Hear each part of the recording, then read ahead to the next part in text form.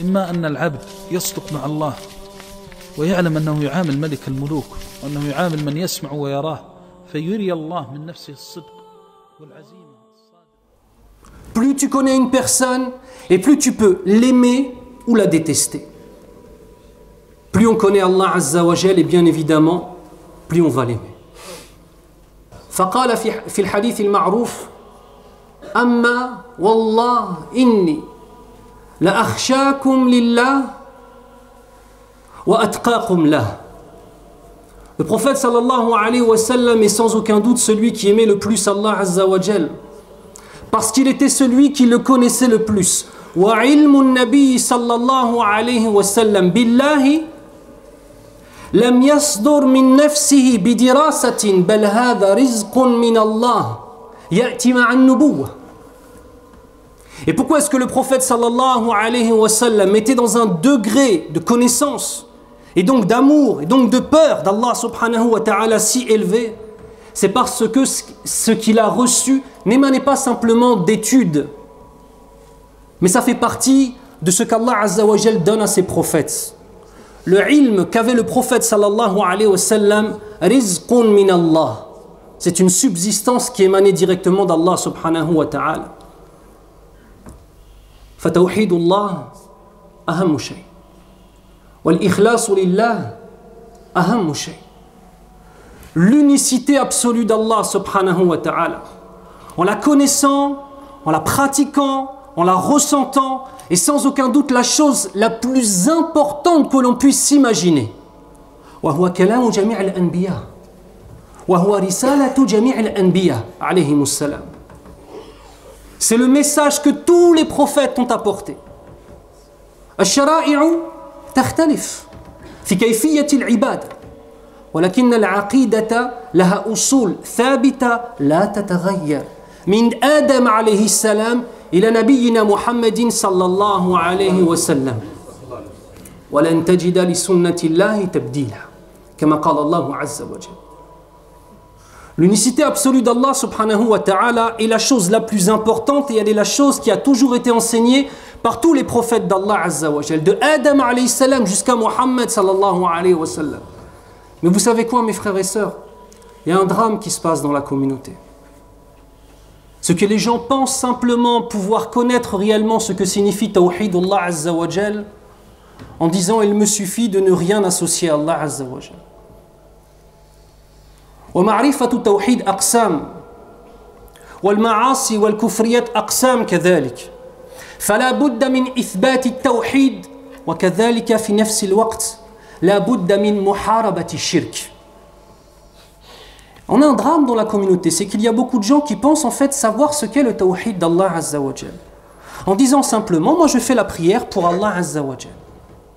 Mais il faut comprendre que pouvoir faire le ithbat, c'est-à-dire affirmer, ressentir, connaître avec le ilm, l'unicité absolue d'Allah Azza wa Jal, il y a une autre chose qui va avec, qui est muharabat al-shirk, qui est le fait de savoir où sont les pièges que le diable, la'anatullah alayh, a tendus pour les hommes et pour les femmes.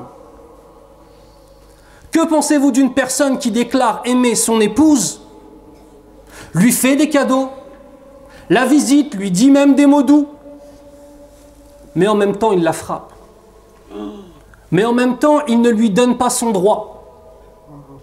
Cette personne-là, il vient avec du bien, mais il vient en même temps avec du mal. Et si cette femme est interrogée ou qu'on lui dit est-ce que ton mari t'aime, elle va dire Wallah hadha kadhib, c'est un menteur. Et bien de la même façon, celui qui adore Allah Azza wa Jal بصلواته وحجه وعمرته بزكاته وصيامه, il vient avec le siyam, avec la zakat, avec toutes ces choses mahmouda. وفي نفس الوقت يشرك بالله فجميع هذه الأعمال لا تقبل اللهم احفظنا من ذلك. Eh bien si cette personne-là en même temps de faire du bien, il n'a pas appris ce qu'Allah Azza wa Jal déteste, et il vient avec des positions ou des actes qui font œuvre de polythéisme ou bien alors d'innovation, eh bien ces actions-là ne sont pas acceptées. Allahumma ahfadna min dhalik. Qu'Allah nous préserve de cela, ya Rabbal Alamin. Il y a une chose qui était extrêmement répandue dans les années, jusqu'aux années 2000, et beaucoup de frères, jazahumallah khair, harabu shirk. Ils sont vraiment opposés au polythéisme. Et ça va tous vous parler, Inch'Allah. Rappelez-vous avant de ce qu'on appelle le ktab. C'est quoi le ktab? C'est des gens qui prenaient soit un gris-gris pour l'Afrique, qui prenaient en fait un collier avec une chose que faisait soi-disant le frais. On l'appelle le frais, mais en vérité c'est un sahir. Allahumma hfadna minhu. Et en fait, ils prenaient simplement de l'encre dans lequel ils mélangeaient des najasat, kramakumullah damul hayd, surtout le sang des règles des femmes, akramakumullah. Et en fait, il écrit le début d'un verset et il prend la fin d'un autre verset pour faire en sorte, par exemple, que le sens du verset soit que nous adorons Shaitan, la'natullah alayhi. Et ensuite, il écrivait le nom des djinns. Et ensuite, il faisait des du'a, shirkiya pour ce djinn. Et ensuite, on donne ça à un musulman qui, faisant cela, a pensé se rapprocher d'Allah subhanahu wa ta'ala. Et il est parti voir le frère. Wa laysa bifaqih. Laysa bifaqih, hada sahir. C'est un sahir, c'est un sorcier, ou c'est un marabout, comme on peut l'appeler. Et cette personne-là lui donne, et il dit, cette petite chose va te protéger. Man yahfaduk, Allah subhanahu wa ta'ala. Le seul qui peut te protéger, c'est Allah subhanahu wa ta'ala. C'est pas un morceau de papier. Et ce morceau de papier, si tu l'ouvres, tu vas voir que dedans, ce sont des éléments qui sont marqués, qui vont à l'encontre de l'unicité absolue d'Allah azza wa jal. فهذا الرجل أراد الخير ووقع في الشرك وقد يقع في الكفر الأصغر. اللهم احفظنا من ذلك.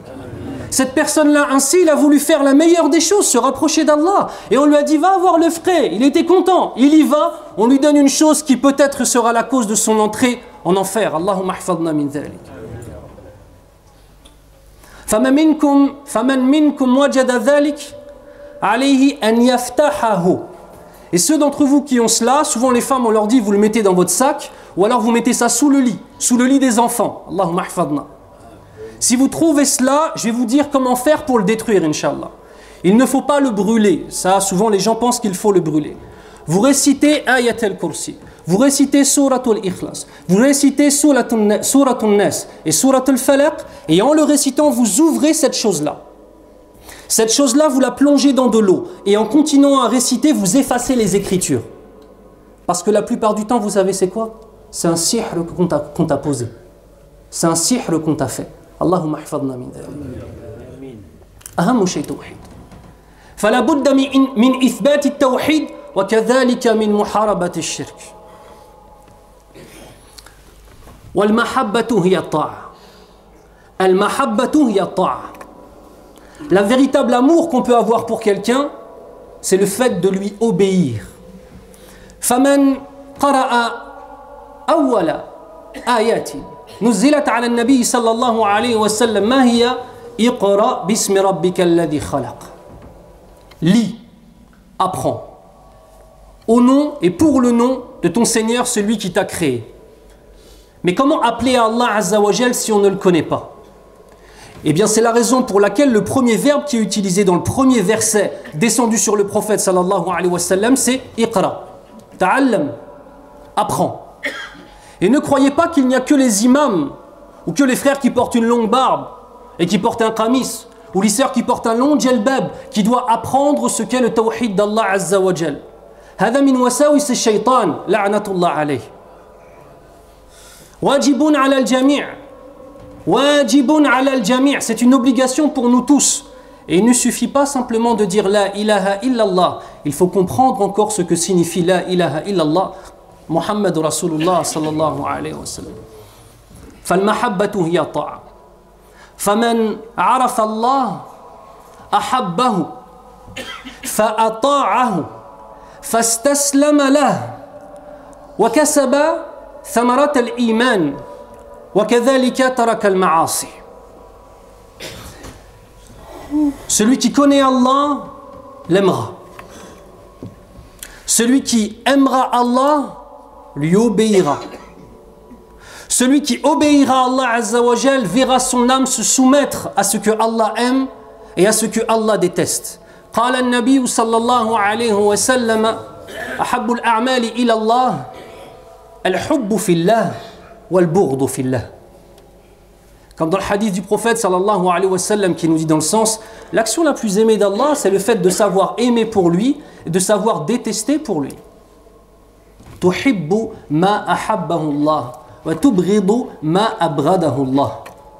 Tu aimes ce qu'Allah aime et tu détestes ce que Allah déteste. هذه من علامات التوحيد.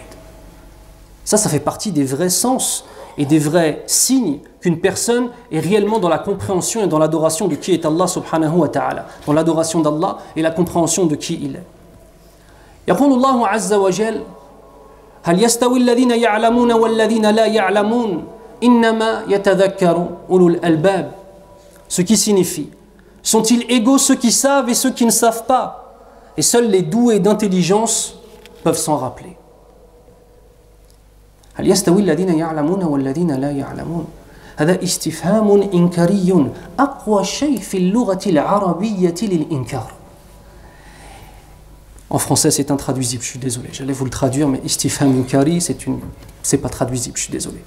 Muhim, ce qui est utilisé dans les règles de l'éloquence ici dans le verset, c'est la façon la plus forte d'interdire quelque chose. D'accord? Pas d'interdire, mais de faire la négation de quelque chose. Comprenez bien une chose, mes frères et sœurs. La science est un paradis dans cette vie d'ici-bas. Mais il faut encore définir ce qu'est la science. Est-ce que la science, mon frère, ça veut dire forcément que tu dois mémoriser tout le Coran et le Karim, mémoriser tout le Bukhari et tout Muslim? Non, Akhi al-Karim, ça ne veut pas dire ça. Ça veut dire qu'il y a des choses qui sont obligatoires, qui sont des piliers. Savoir ce que sont, par exemple, Arkanul Iman, les 6 piliers de la foi. Et ne pas simplement être capable de les réciter, mais savoir un petit peu ce qu'il y a à l'intérieur. Avec aujourd'hui Internet, tabarakallah, et avant cela, bien évidemment, astaghfirullah, avec le nombre de personnes qui sont des du'at aujourd'hui, il y a plein de cours partout, mashallah, tabarakallah. Al-khayru mawjoud, le bien est présent. La seule question, c'est est-ce que nous allons vouloir aller prendre son bien? Yaqulullahu azza wa jal, wa li rabbika fasbir. Et patiente pour ton Seigneur. Et patiente pour ton Seigneur. كم صبرنا للعمل كم صبرنا للزوجة وللأولاد كم صبرنا للدراسة الدنيوية كم صبرنا في السفر للبحث عن الرزق. Allah Azza wa Jal nous dit et patiente pour ton Seigneur. Il faut se poser une question, mes frères. Combien de patience combien de patience nous avons fait preuve dans le travail? 7 heures, 8 heures par jour. Sans compter ceux qui font des 12 heures du 7 jours sur 7. Dans la communauté musulmane, il y en a beaucoup, tabarakallah. Combien de fois on a patienté pour nos enfants? Les emmener au sport, les ramener du sport, les emmener au Coran, les ramener du Coran, leur acheter ce qu'il faut pour la rentrée. Tout ça, regardez tout ce qu'on a mis comme patience. Wa kam sabarna lillahi azza wa jal. Mais combien on a patienté pour Allah subhanahu wa ta'ala? Ya akhi, combien d'heures dans ta vie tu as passé à apprendre ton dîn? Wallah, c'est une vraie question ça. Tu as fait des études, peut-être même que tu as fait des études supérieures. Mais akhi al-Karim, tu ne connais rien à la langue arabe, donc tu ne connais rien à ce qu'il y a dans le Coran al-Karim. Peut-être pendant des années, tu as aidé un tel et un tel de ta famille. Lakal jaza, inshallah. Mais combien est-ce que toi, tu as pris de provisions pour un jour terrible qui s'appelle Yawm al-Qiyam? Wa li rabbika fasbir. Et patiente pour ton Seigneur. Akhi, depuis combien d'années tu pries et combien de sourates du Coran tu as apprises? Akhi, depuis combien d'années tu sais que Mohammed sallallahu alayhi wa sallam est le prophète d'Allah azza wa jal? Mais combien de paroles du prophète tu as apprises, Akhi al-Karim?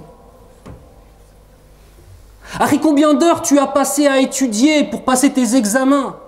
Et combien d'heures tu as passé à étudier ne serait-ce que le sens de la ilaha illallah Muhammadur Rasulullah sallallahu alayhi wa sallam.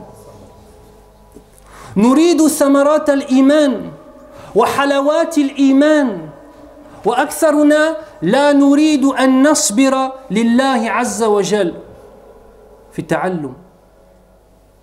On veut obtenir les fruits, bien sûr. On veut tous obtenir les fruits de la piété. Mais est-ce qu'on se donne les moyens d'obtenir ces fruits de la piété? Que pensez-vous d'une personne qui viendrait se présenter au concours de médecine, mais jamais de sa vie, ou alors très peu de fois dans son existence, il a ouvert un livre de biologie ou de chimie ou de physique. Et il va au concours. Et il dit ça va aller, Inch'Allah. Tu dis non, ça ne va pas aller. Tu n'as pas appris. Tu Tu n'as pas appris. Et je vous le dis, mes frères et sœurs, un des plus grands wasawis de shaitan, la'natullah alayh, c'est de nous faire croire que la bas alayna. La bas alayna. C'est bon. Alors je ne suis pas en train de vous dire qu'on doit désespérer de la miséricorde d'Allah. Mais attention à ne pas tomber dans un autre extrême, qui est le fait de construire tout notre din et toute notre vie sur al-raja, bi rahmati rabbil alamin. أركان العبادة ثلاثة الخوف والرجاء والمحبة. بارك الله لي ولكم في القرآن الكريم ونفعني الله وإياكم بما فيه من الآية والذكر الحكيم. أقول قولي هذا واستغفر الله لي ولكم وهو الغفور الرحيم. استغفر الله استغفر الله استغفر الله. أعوذ بالله من الشيطان الرجيم. بسم الله الرحمن الرحيم. والصلاة والسلام على أشرف الأنبياء والمرسلين نبينا محمد وعلى آله وأصحابه أجمعين. وأشهد أن لا إله إلا الله وحده لا شريك له وأشهد أن محمدا عبده ورسوله صلى الله عليه وسلم. أما بعد. ما هدف حياتنا؟ Quel est donc le but de nos vies? يقول الله عز وجل وما خلقت الجن والإنس إلا ليعبدون بمعنى إلا ليوحدون. Allah nous dit dans le sens du verset, je n'ai créé les djinns et les hommes que pour qu'ils m'adorent, c'est-à-dire pour qu'ils clament mon unicité. Dans leurs actes, oui, mais les actes étant le résultat de connaissances et de pensées, mes frères. Le tawhid n'est pas simplement dans les mouvements que l'on va faire. L'unicité absolue d'Allah Azza wa Jal est dans toute chose, dans notre façon de voir le monde, dans notre façon d'appréhender les épreuves, dans notre façon de nous comporter avec notre prochain, musulmans ou non musulmans, avec nos femmes, avec nos enfants, avec nos voisins. Et ainsi, à chaque fois qu'on vous parle de bon comportement, husnul khuluq, il faut comprendre une chose qui est très importante. Mon frère, quand on parle de husnul khuluq, on ne te parle pas simplement du fait d'être gentil avec les gens. Pour être gentil avec les gens, tu n'as pas besoin d'être un musulman. Un chrétien peut être un voisin exemplaire et respecter tout le monde. Un juif peut être un voisin exemplaire et respecter tout le monde. Un athée, mulhid, la yu'min billahi azza wa jal, shuyu'i, un communiste, il ne croit pas en Allah azza wa jal. Il va être gentil avec son prochain, il va avoir un bon comportement avec son prochain. Yumkin hada. Et parfois on a l'impression que les gens pensent que simplement le fait de faire un sourire à quelqu'un ou d'être un bon voisin va les faire rentrer au paradis. Hada min athar, min al-athar. Ça c'est juste une conséquence, mes frères. Tu ne vas pas rentrer au paradis parce que tu es gentil. Tu vas rentrer au paradis parce que tu es un muwahhid, parce que tu n'adores qu'Allah Azza wa Jal, parce que tu connais Allah subhanahu wa ta'ala. Écoutez bien, et de cette connaissance est né un comportement avec Allah dans l'adoration, puis avec ses créatures. Donc en fait, ton bon comportement avec les créatures est un résultat du bon comportement avec Allah. Et chaque fois que vous lisez dans les ahadiths, al-khuluq, kalimatul khuluq, al-khuluq al-awwal wa al-khuluq ma'Allah, fi ibadatihi wa fi i'tiqadina.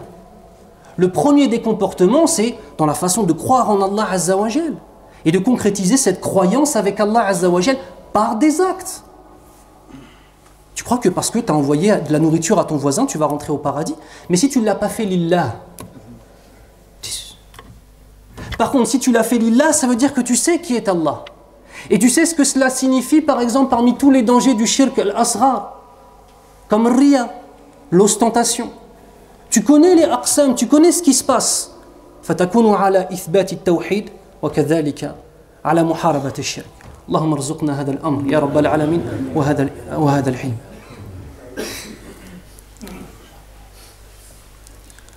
وَلِمَنْ خَافَ مَقَامَ رَبِّهِ جَنَّتَانِ. Et quant à celui qui va craindre son Seigneur, eh bien il va hériter de deux paradis.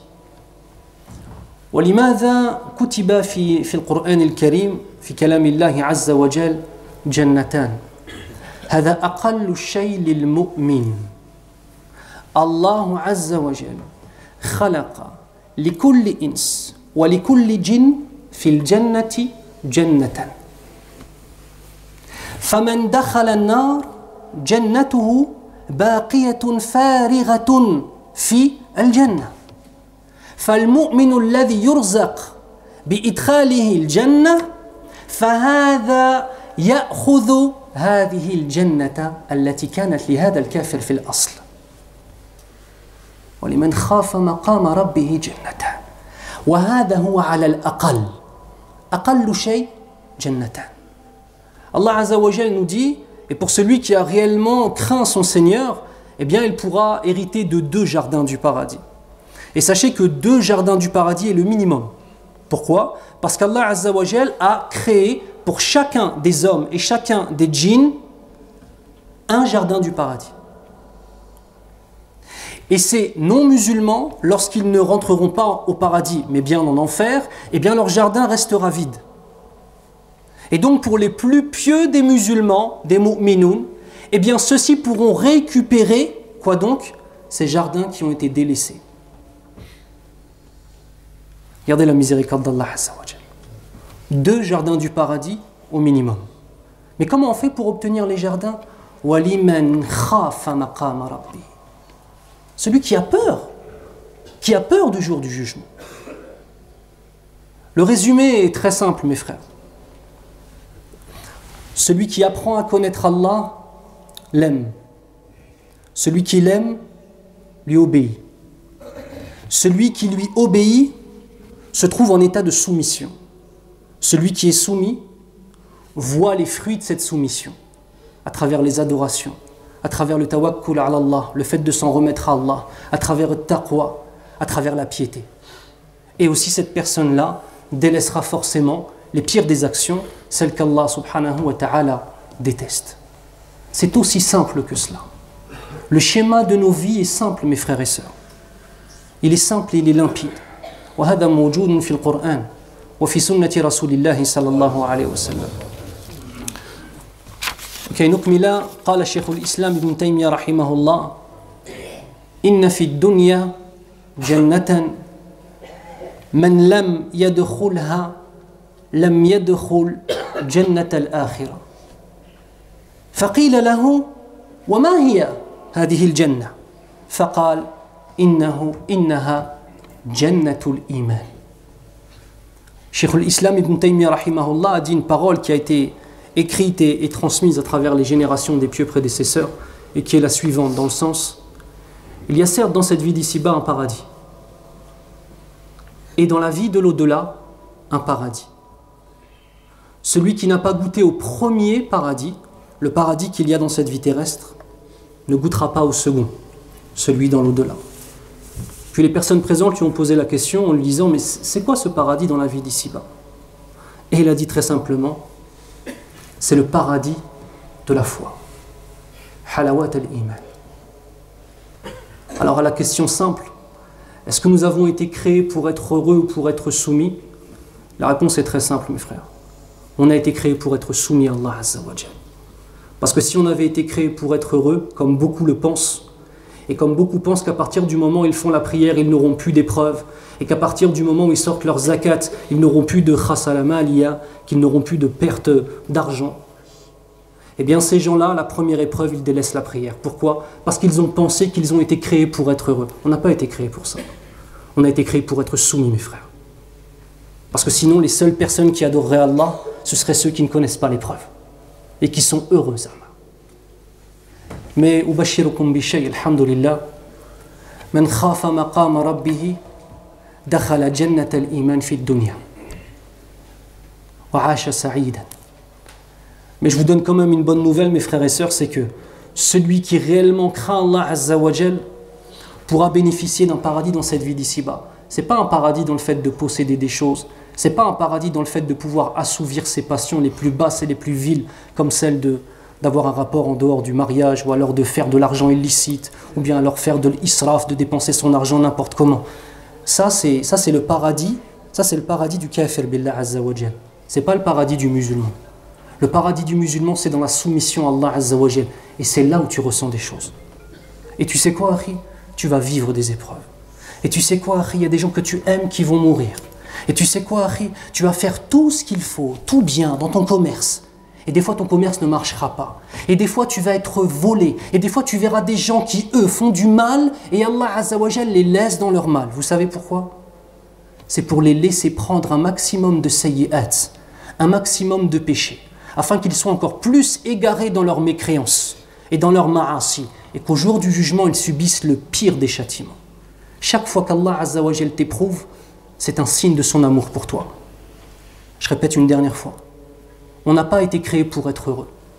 On a été créé pour être soumis. Parce que si les gens pensent qu'on a été créé pour être heureux, à la moindre épreuve, la première des épreuves, ils délaissent la prière, ils délaissent l'islam. Comme on le voit très souvent dans la jeunesse et aussi chez les moins jeunes. Allahumma hafadna. Inna Allah wa malaikatahu yusalluna ala an-nabi ya ayyuhalladhina amanu sallu alayhi wa sallimu taslima.